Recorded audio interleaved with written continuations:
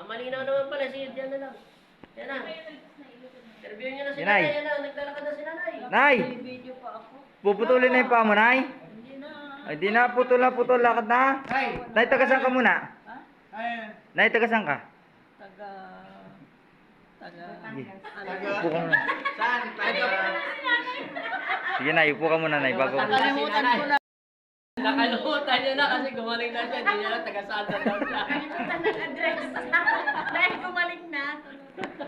Ano, Nay, tagasan ka, Nay? Ha? Nakalimutan nga. Nakalimutan daw po ni Nanay kung taga... Labinos, Pangasinan kayo naman. Oh, kala ko na Pero nakalimutan. taga Batangas si nanay ngayon nakatira. Sa Batangas na siya nga nakatira. Ah. Sana po yung certificate lang. Sige na, meron pa na eh. Ano, Nay, papuputol mo yung paa mo, Nay? Huwag na. Huwag na? Ako, kailangan pa ng... Dali natin 3 orthopedic. months pa lang, no? 3 months pa lang. 2 months pa lang siya dislocate. Wow.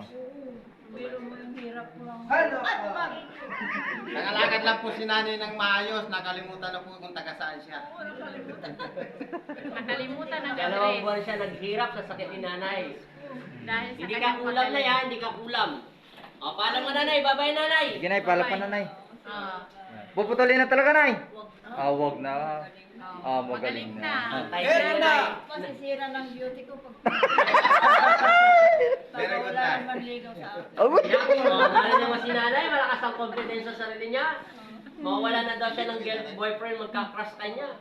sige, Nay, paalam ka na, Nay. Ano? Nay, paalam ka na. Ngayon, alam na niya ang address niya. Dahil magaling na. Sige, Nay, paalam ka na, Ano Nay. nanay, konti.